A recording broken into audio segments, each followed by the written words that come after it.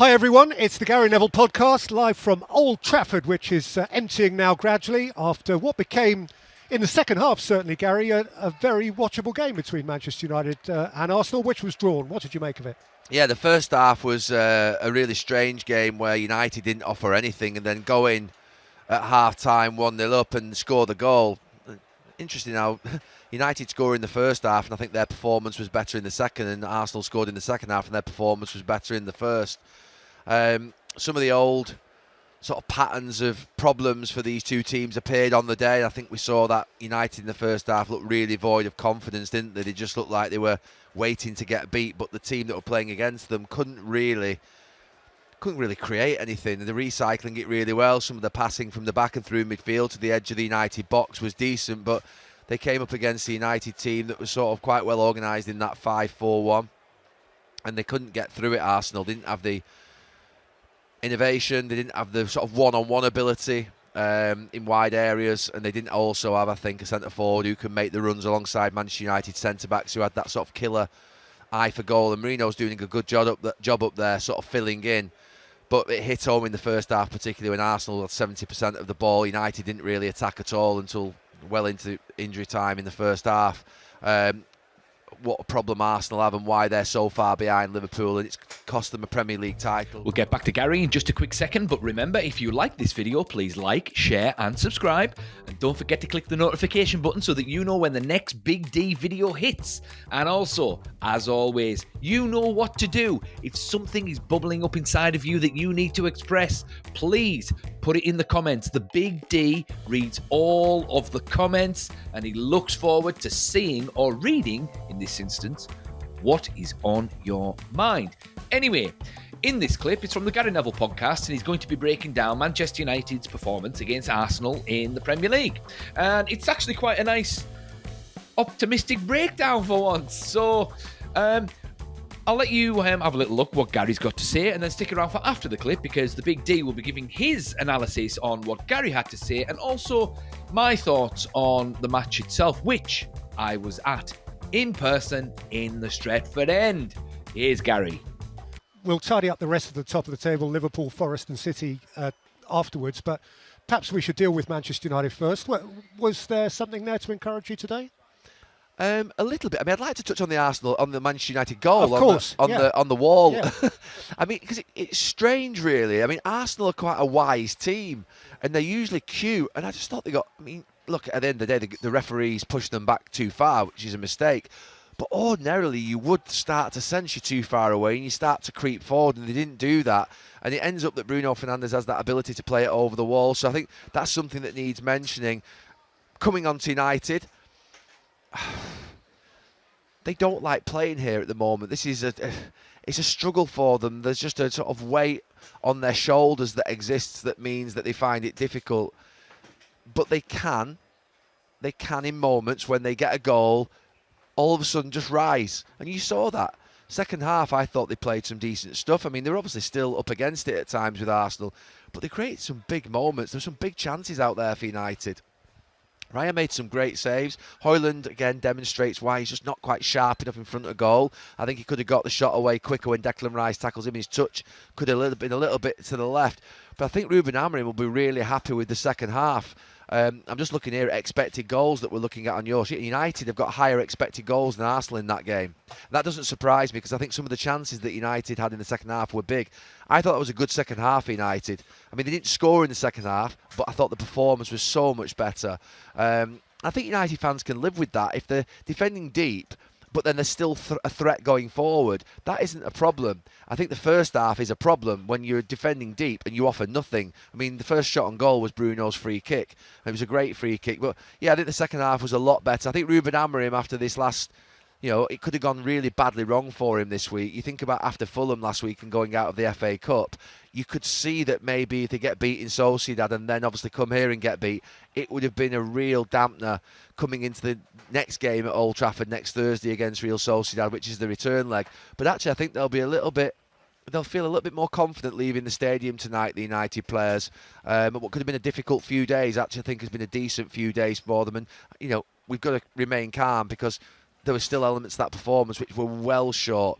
but at least they got the result and they did pick up in the second half. Yeah, and he spoke, I thought, interestingly this week. He always has something interesting to say, doesn't he, Ruben Amorim, about scarred players. I mean, and I guess that plays into what you're saying about the difficulty of playing here in front of 70,000 with all the same old expectation, but without the sort of underbelly of success and self-belief and all of that. And he spoke of anxiety, and maybe to some extent that second half was a little bit of a healing second half. Yeah, I think so. I mean, look, half-time, I said just after half-time that I think Ruben Amorim goes in at half-time and says, look, lads, what are you worried about? Just play. You know, the goal gives him something to be able to obviously encourage them on. They feel like they've got something to sort of play to and hang on to. And also that Arsenal couldn't hurt them. That's the one thing I think Ruben Amorim will have been saying at half-time is, look, you've sat back there and Arsenal have thrown everything at you in terms of possession, but they've not been able to break you down. That next step is just show a little bit of confidence in your attack.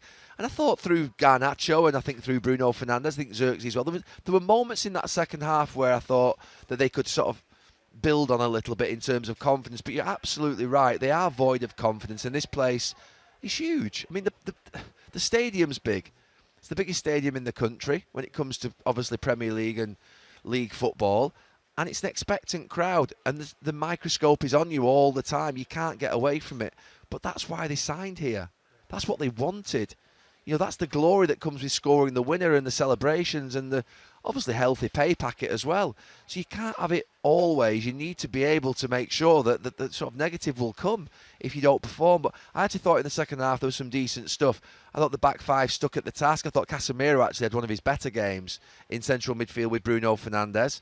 So there were some positives, I think. And look, the big game is obviously this week now on Thursday, and Real Sociedad are going to be tough. But I thought they did well in the first 65, 70 minutes last week over in Spain.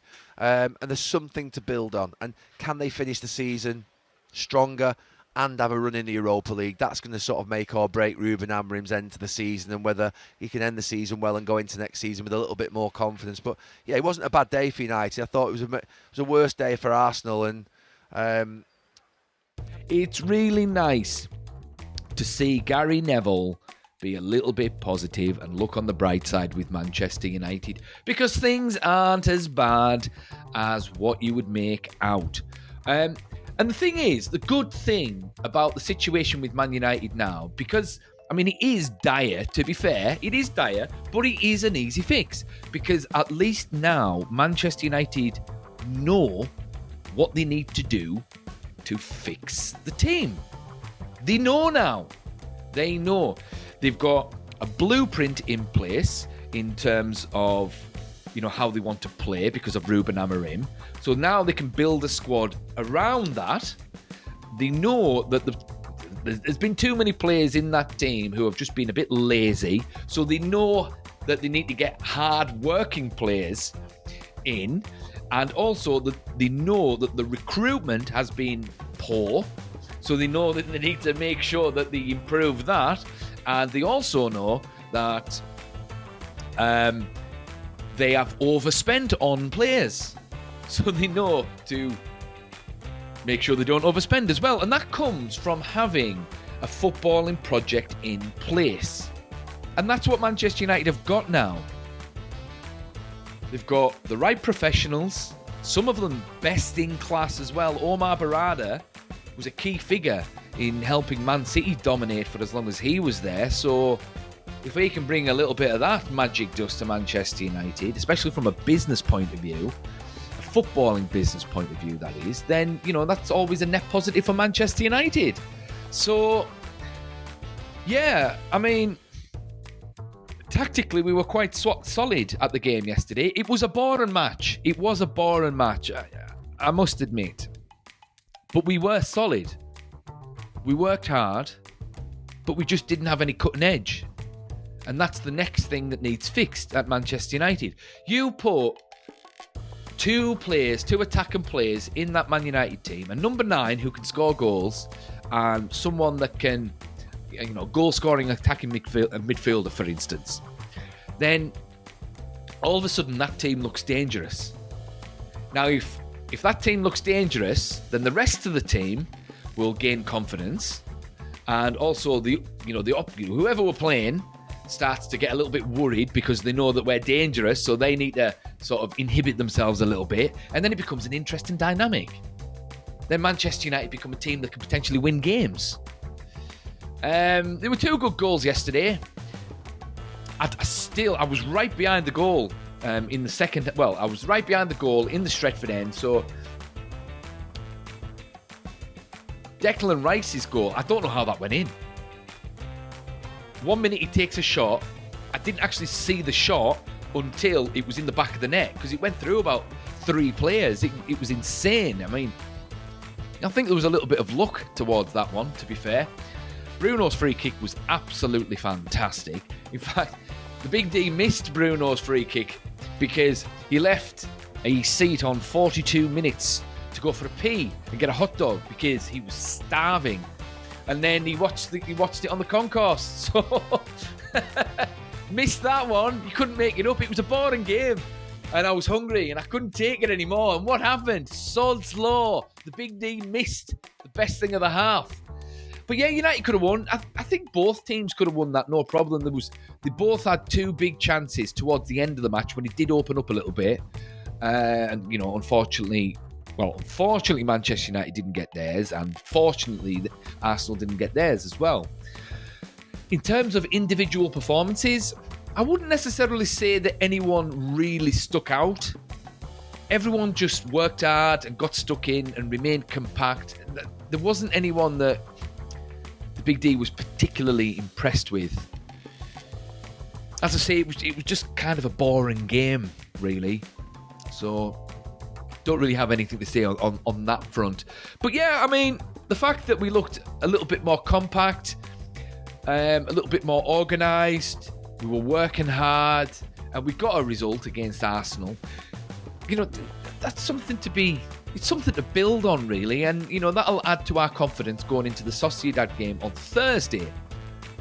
It was a weird fixture against Arsenal because Arsenal are not going to catch Liverpool. Even before they drew against Man United, they just weren't going to do it. 10 points, 10 games to go. Is it 15 points now? 12 points? I don't know. Whatever it is.